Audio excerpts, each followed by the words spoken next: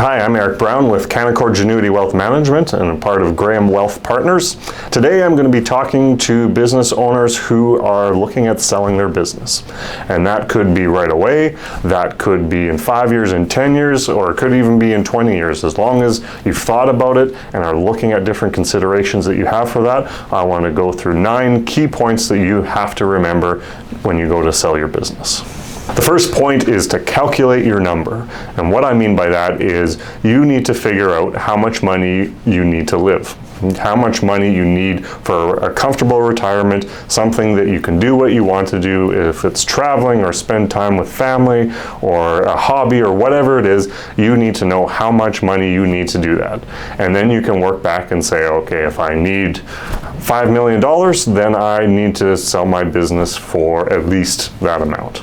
The second point is to purify your operating company. What I mean by that is if someone wants to buy your business, they don't want to buy a bunch of other stuff. They want your business, they want to buy the ability to make money in the future. What they don't want is your stock portfolio, company vehicles, that you use personally. They don't want real estate that's not related to the business. So you need to make sure that you're purifying your operating business and making it as streamlined as possible. So you can do different things like holding companies and other strategies, but make sure that it's as clean as you possibly can. The third point is to figure out what you want to do in retirement. If you know that before you get into retirement, then you don't have to spend the first 10 years thinking about what to do in retirement. You just step right into it. And it could be spending time with family, it could be something personal, it could even be starting a new business or finding another job that you couldn't do as a profession. But just figure out what it is you want to do, or at least have some idea, because you might try it out and it might not be what you expected, but at least have an idea so that you can step into it and try things out. An alternative strategy that sometimes works for people is to just take the first year and try things out or relax. You've probably been working very hard over the years. You want to make sure that you're relaxed and ready to go and ready to step into retirement. The fourth thing you should look at is to update your shareholders agreement, your USA. It's something that is very important to take into consideration because you don't want a partnership disagreement to get in the way of you selling your business. You want to make sure that every partner understands what's going on, that you are looking to sell your business, and really it comes down to communication. Make sure that you're communicating with all of your partners, either those that are legally your partners or those that are also interacting with your business. The fifth point you need to consider is evaluating your options for corporate structure. It might need to change based on how you're going to sell your business. It might need to be changed based on who your business partners are or who is coming in to purchase your business potentially. But you need to make sure that you're talking to your business professionals to make sure that you're getting the biggest bang for your buck in terms of tax savings, corporate structure, price, and that's something that's very important that you do need to look at before you sell. There are certain things that require a time period up to 2 years, so make sure you're doing that before you need to sell and not the day of, because it won't work and you could put yourself into a tough situation. The sixth point you need to remember is who is going to take over your business and do they really want it?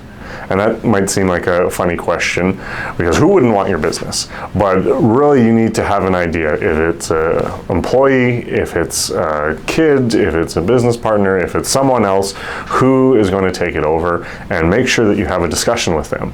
Make sure they know what is involved, make sure they know that if they need to buy in, if there's sources of funding, make sure they know what skills are required and have an honest assessment of that person to see if they do have the skills that are required to run your business. If they don't, and you have some time, then that's always something that you can train. You can educate, they can practice, they can work in the business for a little bit longer so they get up to speed.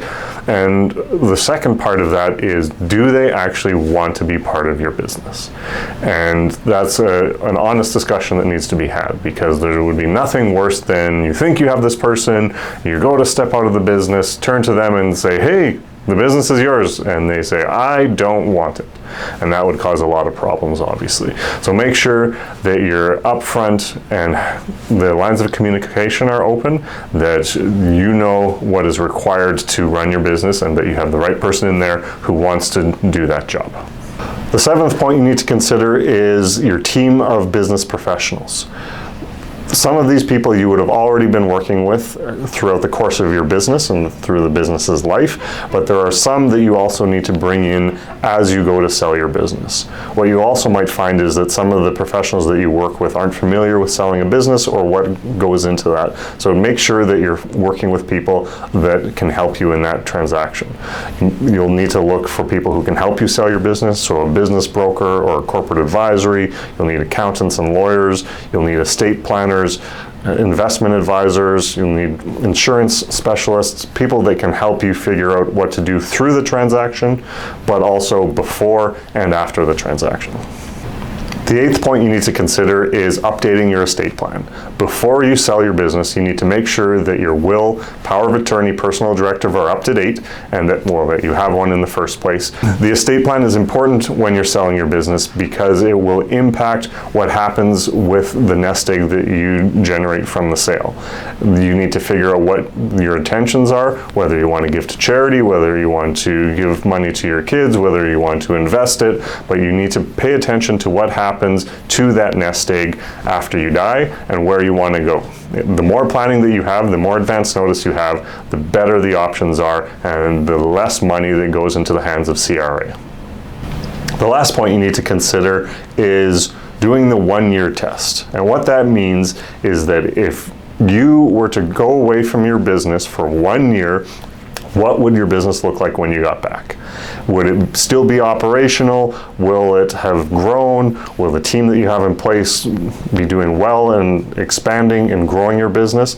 Because really that's what the person who's purchasing your business is looking for. And it doesn't matter if it's an external purchase or an internal purchase, really they want to know that your business is going to be there in 1 year, 5 years, 10 years, and it's going to continue to make money and even more money than it did in the past. And that's what people will pay a higher valuation for.